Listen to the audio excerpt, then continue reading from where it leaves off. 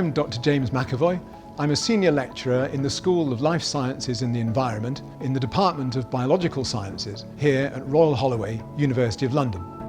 I spend most of my time teaching and organising the teaching of undergraduate students in biological sciences.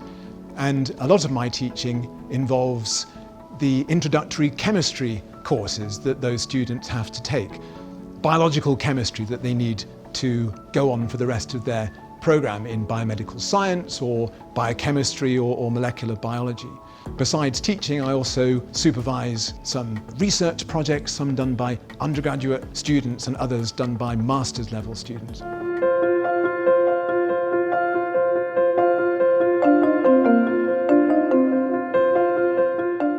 Yeast is a single-celled organism, a eukaryote, which is not a bacterium. It's more closely related to multicellular organisms like us, but it's a very simple eukaryotic species.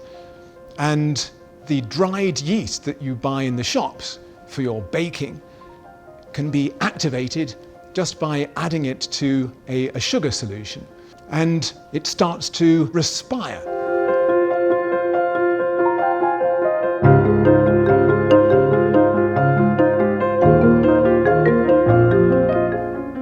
We weigh out 20 grams of table sugar, dissolve that in 200 millilitres of warm water to get the right sort of concentration for the yeast to use for its respiration.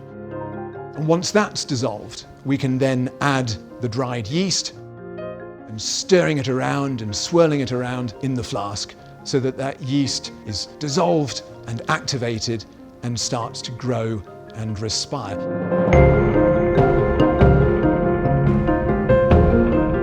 At first, it's doing aerobic respiration, in which it's using oxygen as an electron acceptor. If we were to leave this going for a long time, it would actually switch to anaerobic respiration or fermentation. And at that point, it would start to produce alcohol, because it would start moving electrons. Instead of moving electrons to oxygen, it would start moving electrons to another organic substance in glycolysis. And at that point, it would start to produce ethanol. And of course, that's the way that we make beer. That's the way that we use yeast for brewing.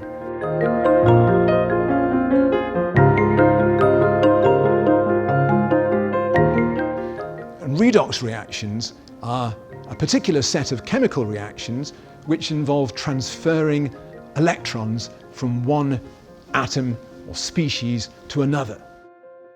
The atoms which lose their electrons are oxidized, and the atoms which gain electrons are reduced. What the yeast is doing is taking electrons away from the sucrose, from the sugar, and oxidizing the sugar, and transferring those electrons in a redox process to oxygen. When the yeast is dissolved in the sugary water, it starts to use that sugar as a source of chemical energy. And in doing so, really works in a way similar to a fuel cell.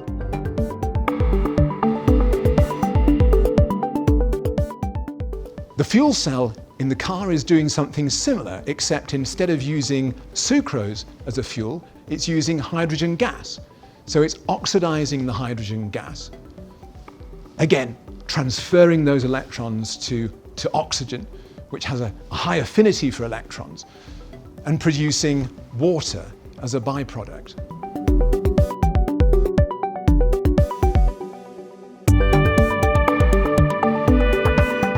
We start off by filling the fuel cell with deionized water.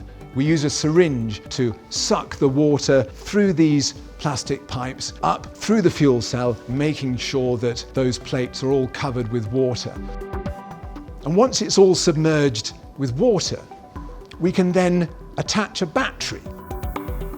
This is just a couple of AA batteries that we use. That battery pack provides enough electrical potential to split the water into its component elements, hydrogen and oxygen. And at that point, when we turn on the battery, we see bubbles of hydrogen and oxygen moving from the fuel cell, which is now acting as an electrolysis cell, towards the tanks and filling up those plastic tanks at the back of the car with hydrogen and oxygen gas. It takes a few minutes to fill up those tanks with gas, but once they're full, we can then remove the battery. We can connect the fuel cell to the motor. The fuel cell is then oxidizing the hydrogen gas. The hydrogen gas is losing its electrons through the black wire. The electrons are being pulled towards the oxygen through the red wire. And because oxygen has such a strong affinity for electrons, it's so eager to be reduced. It's driving that current through the electric motor, which is providing the energy for the wheels to move.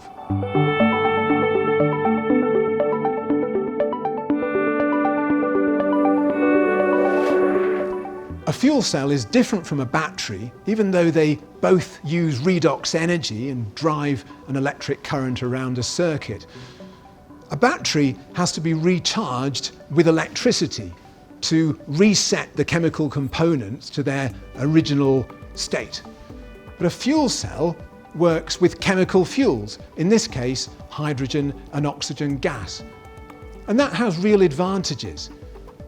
It means that the chemical energy that the fuel cell runs on can be stored in tanks, a bit like a traditional petrol tank in your car. And it means that fuel cell vehicles can be recharged in a few minutes rather than hours, which it might take to recharge a big battery. It might be that in the future, short-range vehicles run on electric batteries, but longer-range vehicles run on big fuel cells, much bigger than the one, of course, which we're seeing in this small model.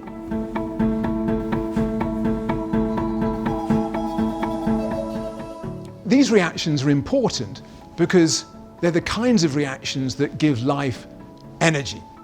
Not just small eukaryotes like yeast, but large, complex, multicellular organisms like ourselves, even bacteria. Everything gets its energy from effectively the same kind of process, these redox reactions, very much like the car gets its energy from hydrogen in the fuel cell. So what's happening here is that as the electrons move from the species which is oxidized, the fuel species, to the electron acceptor, energy is released.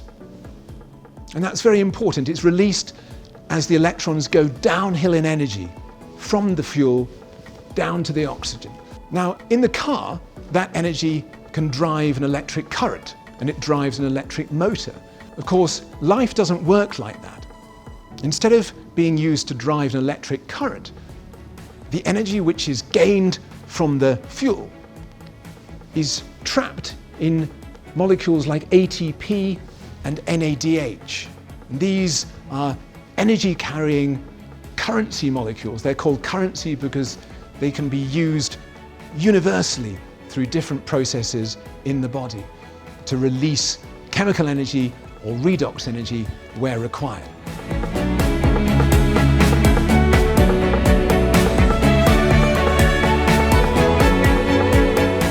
Science is a terrific thing to study. First of all, because there's nothing more fun than working out how the world works, and particularly in my case, applying chemistry to finding out how biology works. There's nothing more exciting than that. But on top of being exciting, it's also useful. So you can also make a living out of doing science in a way that it's difficult to make a living perhaps doing some other things. So studying science has a dual purpose. It's fun and practical. I hope you've enjoyed seeing those redox chemistry experiments and learning about the different ways in which redox chemistry can work both in organic systems and in industrial systems.